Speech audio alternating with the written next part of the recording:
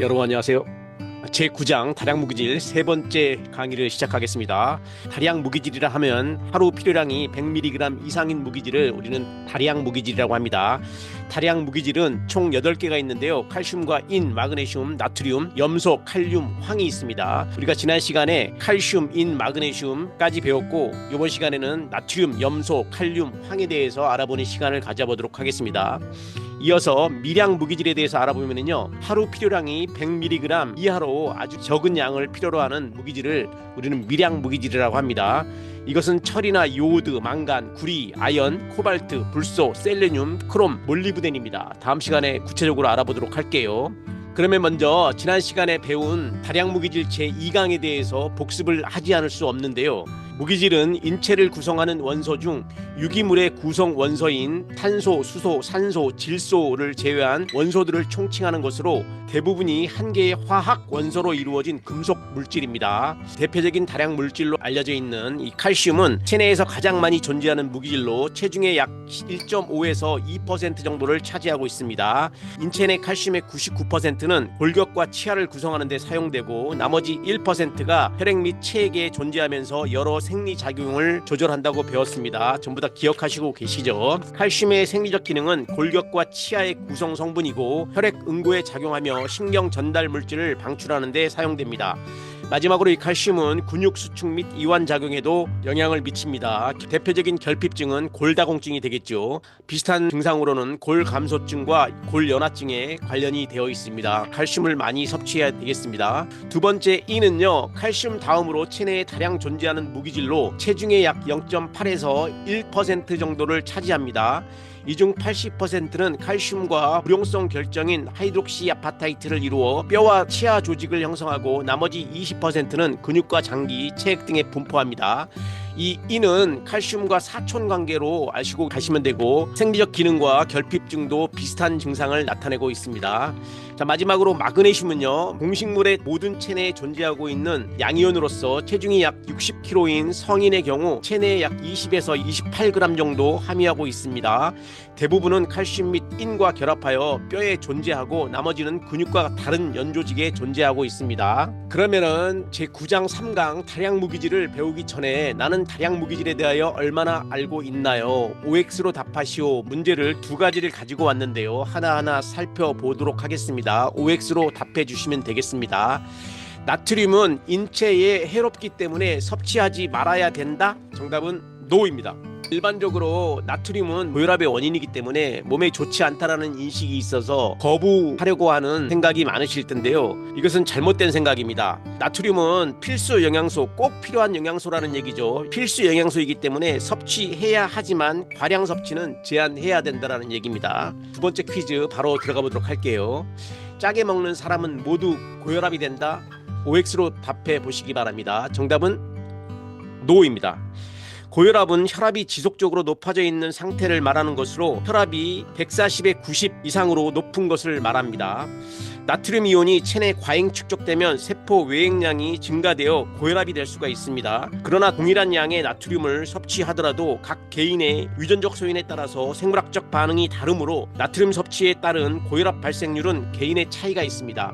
많이 먹거나 적게 먹더라도 문제가 없는 사람이 있다라는 얘기죠. 고혈압의 원인은 여러분들도 일반 상식적으로 많이 아시고 계실 텐데요. 고혈압의 원인이라고 짚어져 있는 나트륨에 관련된 공부를 해보도록 하겠습니다. 먼저 나트륨은 세포 외액의 주된 양이온으로서 약 50%는 세포 외액에, 약 10%는 세포 내액에 존재합니다. 이 중 나머지 40%는 골격 표면에 존재하고 저장고 역할도 한다는 것입니다. 방금 말씀드렸듯이 이 나트륨은 몸에 나쁘다라는 인식을 버리고 필수 영양소라는 것을 염두에 두시기 바랍니다. 그러면은 흡수와 대사에 대해서 알아볼게요. 우리가 섭취한 나트륨은 약 95%가 흡수되는데 위에서 소량 흡수되고 나머지 대부분은 소장에서 흡수됩니다. 과거에는 우리가 원시 시대를 비롯해서 역사적으로 봤을 때 소금은 굉장히 귀했습니다. 소금을 의미하는 영어의 셀은 살러리 월급에서 뜻하듯이 한때는 봉급을 소금으로 줬을 정도로 소금이 상당히 귀했습니다. 이처럼 조물주께서는 인간이 구하기 어려운 나트륨의 흡수를 95%로 높였다라는 것을 우리가 알 수가 있는데요. 현대 와서는 기술과 의학과 과학이 발달함으로써 가장 흔하게 찾을 수 있는 이 나트륨의 과용으로 현대병인 고혈압을 앓고 있다고 할 수가 있습니다. 나트륨의 주된 배설 경로는 신장이지만 레닌과 부신 피질에서 분비되는 호르몬인 알도스테론은 신장의 세뇨관에서 나트륨의 제흡수를 증가시킴으로써 체내 나트륨 농도의 향산성과 체액량을 조절하게 됩니다. 그러면은 그림 9-2에서 보시면 나트륨의 흡수와 대사에 대해서 설명하고 있는데요. 나트륨은 세포 외액의 주요 양이온으로서 세포 밖에서 높고 칼슘은 세포 내액의 주요 양이온으로서 세포 안에서 농도가 높습니다. 그림에서 보는 바와 같이 나트륨을 섭취하게 되면 1차 흡수는 위에서 이루어지고 2차는 소장에서 흡수됩니다. 흡수된 나트륨은 혈액에서 신장으로 이동되면서 신장을 통해서 레닌으로 바꿔짐으로써 체내 제흡수를 증가시키고 대부분 85에서 90%는 소변으로 배출됩니다. 땀으로도 물론 배출이 되겠죠. 그러면은 나트륨의 생리적 기능에 대해서 알아볼게요. 첫 번째 생리적 기능은 세포막의 전위를 유지한다는 것인데, 여기서 전이라는 뜻은 위치가 변한다는 뜻이죠. 다시 얘기하면 동일 염색체의 다른 부분으로 옮아가는 일을 우리는 전위라고 합니다. 나트륨은 세포 외액의 주요 양이온으로서 세포 밖에서 놀고 칼슘은 세포 내액의 주요 양이온으로서 세포 안에서 농도가 높습니다.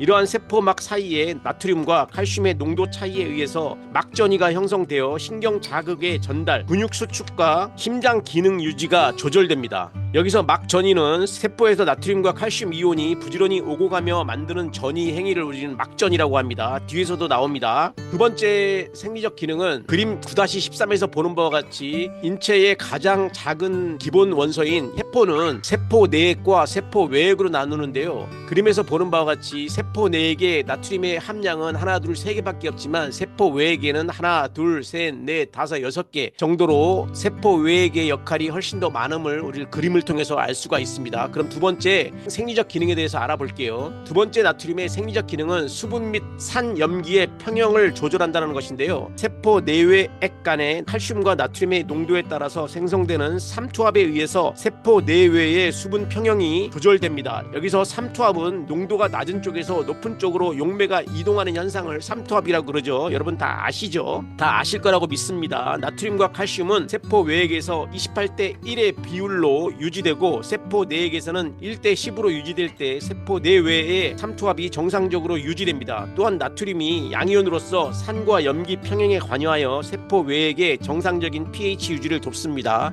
인체는 여러분 배웠다시피 인체의 pH는 7.35나 7.45의 정상적인 pH를 유지해야지만 건강을 유지할 수 있다고 배웠습니다. 그러면 세 번째 나트륨의 생리적 기능에 대해서 알아볼게요. 세 번째는 영양소의 흡수와 수송과 관련되어 있다는 것입니다. 나트륨은 능동 수송을 통한 포도당과 아미노산의 흡수에서 아주 중요한 역할을 합니다. 나트륨이 이들 영양소와 함께 세포막의 운반체에 결합된 후 나트륨 농도 차에 의해서 세포 안으로 들어갈 때 영양소가 함께 들어가게 됩니다. 아무리 훌륭한 음식을 먹었다고 해도 나트륨이 부족하면 세포로 이동하는데 문제가 있을 수가 있겠죠.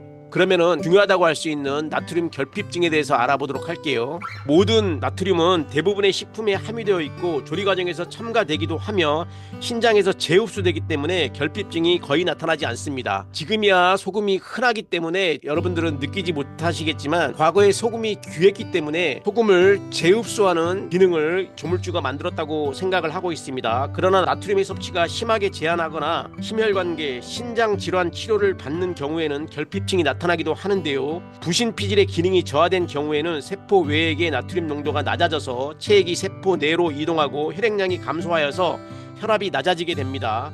나트륨이 결핍되면 무기력이나 메스꺼움, 구토, 짜증, 어지러움증이 나타나게 되며 저나트륨 혈증이 심하면 혼수와 사망을 초래할 수 있습니다. 중요한 필수 영양소 중에 하나가 나트륨이라는 것입니다. 그러면 반대로 요즘 현대 시대에 나트륨의 남용으로 발생할 수 있는 나트륨 과잉증에 대해서 알아보도록 하겠습니다.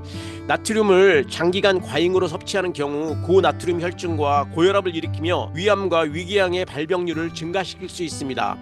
여기서 여러분들이 잘 알고 있는 현대의 성인병인 고혈압에 대해서 알아보면요, 고혈압은 혈압이 지속적으로 높아져 있는 상태를 말합니다.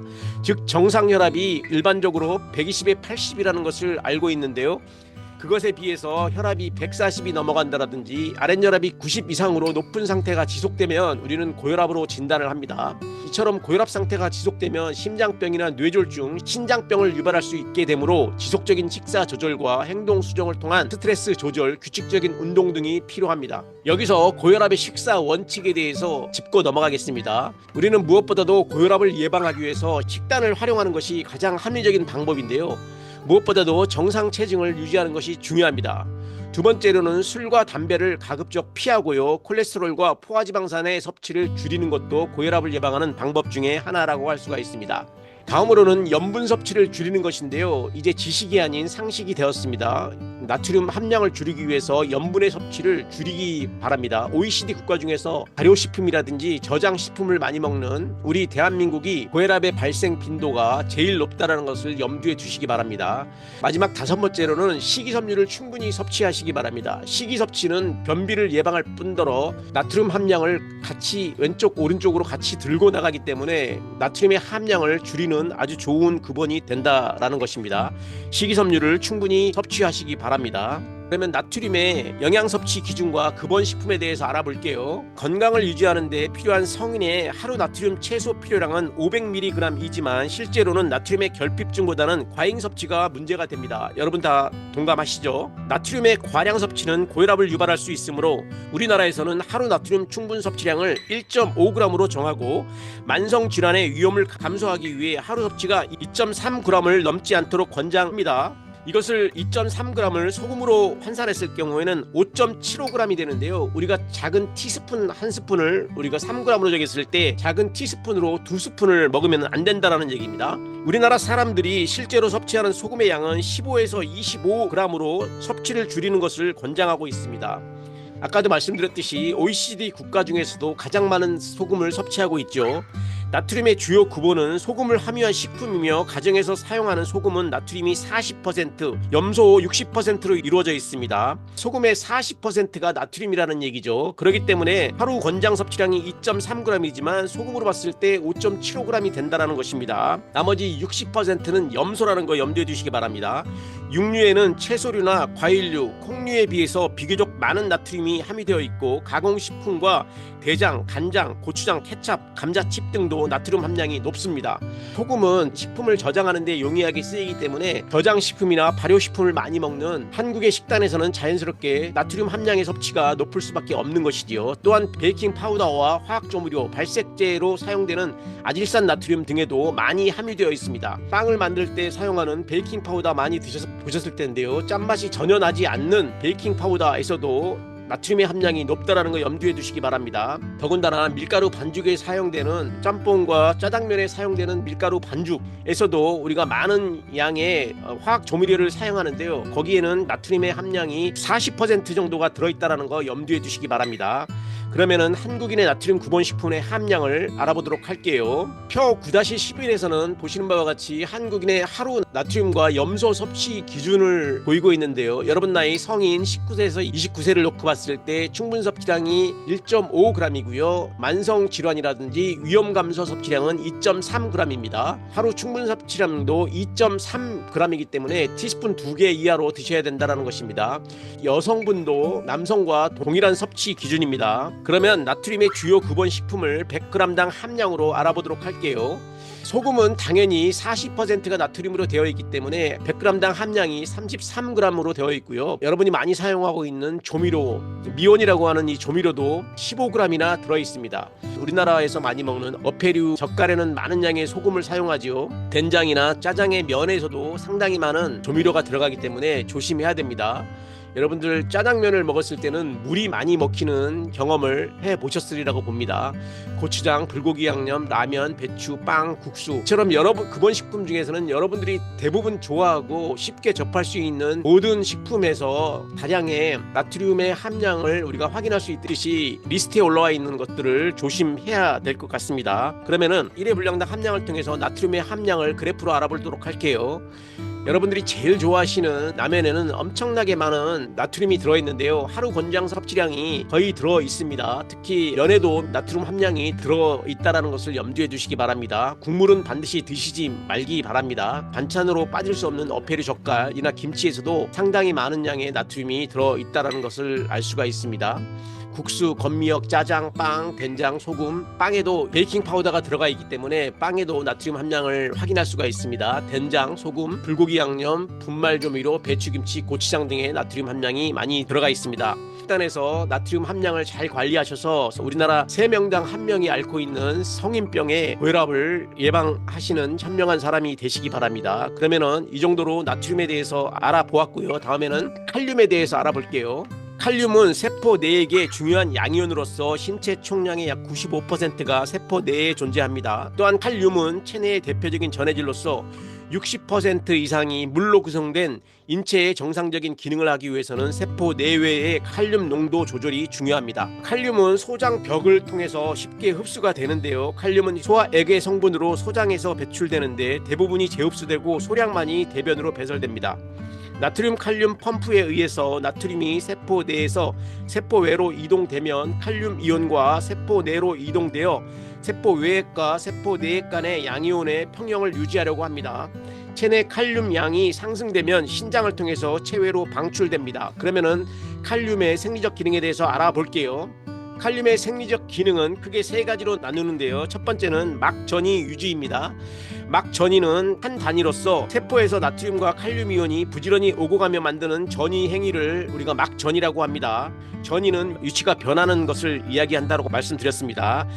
이처럼 칼륨은 나트륨과 함께 막전이를 형성하여 신경전도, 근육수축, 심장 기능의 유지에 필수적인 역할을 합니다. 칼륨은 근육을 이완시키므로 칼륨의 농도가 너무 높으면 심장 근육이 지나치게 이완되어서 심장마비를 일으킬 수가 있습니다. 두 번째로는 수분 및 산염기의 평형을 조절한다는 것인데요. 칼륨은 세포 내 삼투압에 영향을 줍니다. 혈액 조절에는 나트륨의 절대량보다도 나트륨 칼륨의 비율이 더욱 중요하며 칼륨과 나트륨의 1:1 비율로 섭취하면 나트륨 과잉 섭취에 의한 부작용을 줄일 수가 있습니다. 또한 칼륨은 나트륨 수소 이온 등과 함께 산염기 평형에 영향을 미칩니다. 마지막으로 칼륨의 생리적 기능은 탄수화물과 단백질 대사에 관여한다는 얘기인데요. 칼륨은 글리코겐과 단백질의 합성에 필요합니다. 혈당이 글리코겐으로 전환될 때 칼륨과 함께 저장하므로 글리코겐이 빠른 속도로 저장될 때 적정량의 칼륨이 공급되지 못하면 저칼륨 혈중이 초래될 수가 있습니다. 또한 칼륨은 세포 단백질 내에 질소를 저장할 때도 필요합니다. 이어서 칼륨의 결핍증에 대해서 알아보도록 할게요. 건강한 상태에서는 칼륨의 결핍증이 나타나지 않지만 지속적인 구토와 설사, 장기간 칼륨 제한 식사, 알코올 중독중, 이뇨제 복용, 심각한 영양실조, 수술 등에 의해서 칼륨이 결핍되게 된다면 저칼륨 혈증과 칼륨 결핍증이 발생될 수가 있습니다. 저칼륨 혈증 시에는 근육이 약화된다든지 호흡 기능이 약화되고 복부가 팽창되고 소화 기능이 약화되고 심장 이상 등의 증세가 나타날 수가 있습니다. 심한 저칼륨 혈증은 근육 이완에 장애를 가져와 근육마비나 부정맥을 유발시킬 수가 있습니다. 조심하시기 바랍니다. 네 번째, 칼륨의 과잉증에 대해서 알아볼게요. 신장 기능이 정상이면 일상 식사에서 섭취하는 정도로는 칼륨의 과잉증이 나타나지 않으나 신장 질환 시에는 혈중 칼륨의 농도가 상승하여 고칼륨 혈증이 나타날 수가 있습니다. 고칼륨 혈증 시 심장 박동이 느려지므로 부정맥을 일으키게 되어 심부전이 일으킬 수 있습니다. 심부전은 바로 사망할 수 있는 위험한 질환입니다. 그러면은 영양 섭취 기준과 급원식품에 대해서 알아볼게요. 칼륨에 대한 특별한 권장량은 정해져 있지 않으며 성인의 하루 충분 섭취량은 3.5g 정도입니다. 나트륨보다 약간 많네요. 칼륨은 동식물성 식품에 널리 분포되어 있으므로 여러 가지 식품을 섭취하는 경우는 칼륨이 충분히 공급됩니다.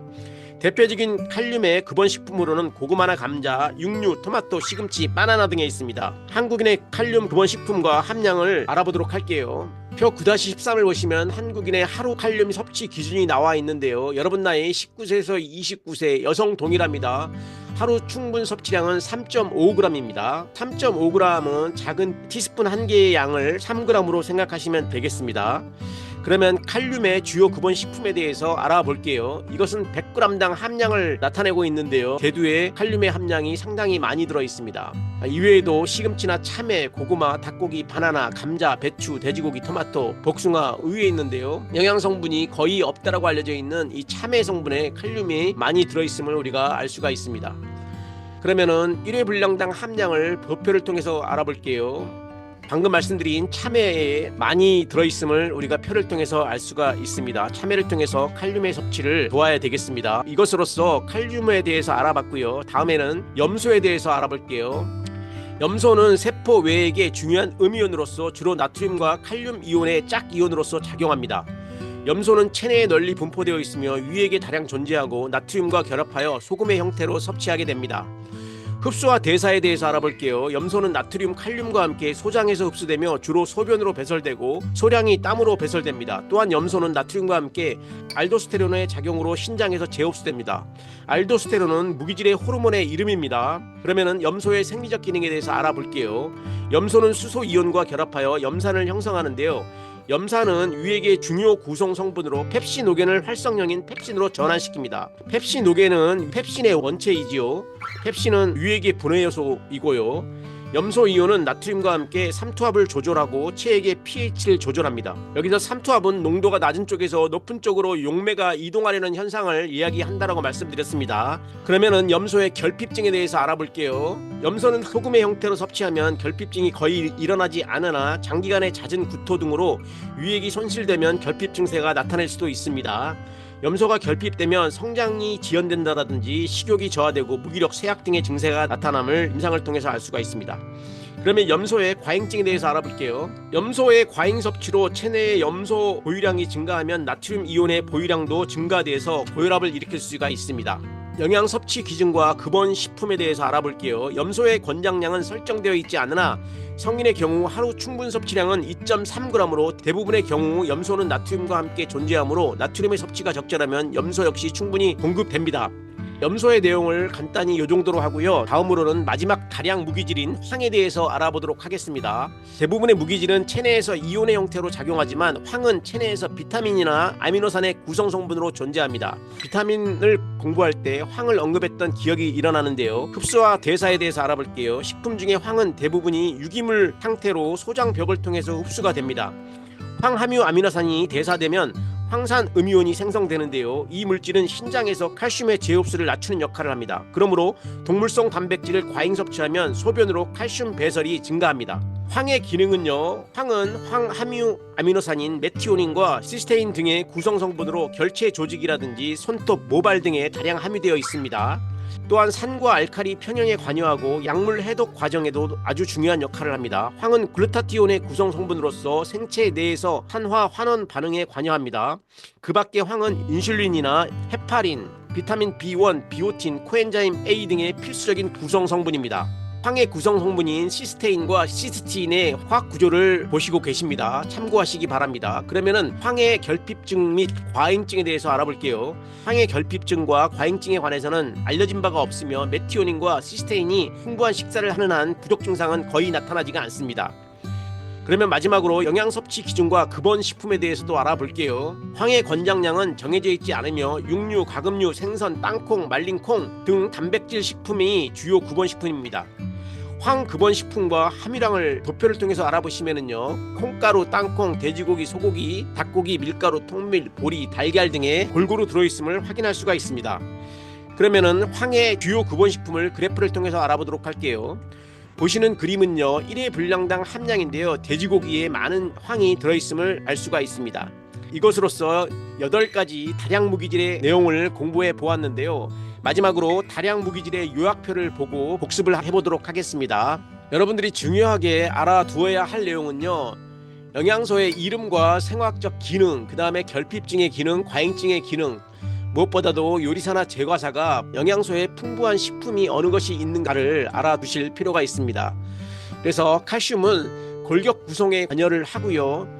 결핍증이 됐을 때는 골다공증, 과잉증은 신장 결석이 이루어집니다. 칼슘의 풍부한 식품은 우유 및 유제품이고요. 두 번째 E는요. 골격을 구성하는 데 사용되며 유제품이나 어육류, 제빵류 등이 많이 들어있습니다. 마그네슘은요. 골격 치아라든지 효소의 구성 성분으로 이루어져 있으며 결핍증이 되었을 때는 허약, 근육경련이 일어날 수 있습니다.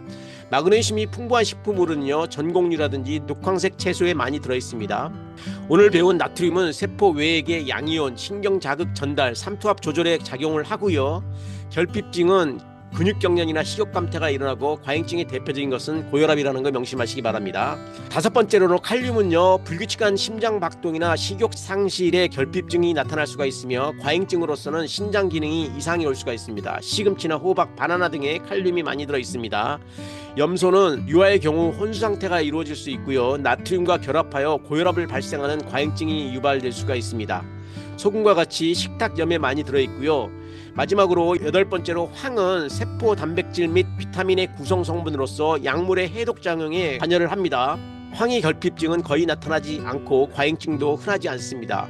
이 황이 들어있는 식품은 고기류 같은 단백질 식품에 많이 들어있음을 염두에 두시기 바랍니다. 이것으로써 세 번째 다량 무기질의 강의 내용을 요약하면, 나트륨은 세포 외액의 주된 양이온으로 나트륨의 50%는 세포 외액에, 약 10%는 세포 내액에 존재합니다. 나머지 40%는 골격 표면에 존재하며 저장소 역할을 하는 영양소입니다. 여섯 번째로 칼륨은요, 세포 내액의 중요한 양이온으로서 신체 총량의 95%가 세포 내에 존재하고, 칼륨은 체내의 대표적인 전해질로서 60% 이상이 물로 구성된 인체가 정상적인 기능을 하기 위해서 세포 내액의 내외의 칼륨 농도 조절이 중요합니다. 일곱 번째로 염소는요, 세포 외액의 중요한 음이온으로서 주로 나트륨과 칼륨 이온의 짝 이온으로서 작용한다라는 거 염두에 두시기 바랍니다. 마지막 황은요, 대부분의 무기질은 체내에서 이온의 형태로 작용하지만 이 황은 체내에서 비타민이나 아미노산의 구성 성분으로 존재한다는 거 염두에 두시기 바랍니다. 이것으로써 다량 무기질 8개의 공부를 모두 마치도록 하겠습니다. 고생 너무 많으셨는데요, 잠깐 쉬었다가 미량 무기질에 대해서도 공부하는 시간을 가져보도록 하겠습니다. 수고했습니다. 다음 시간에 만나요.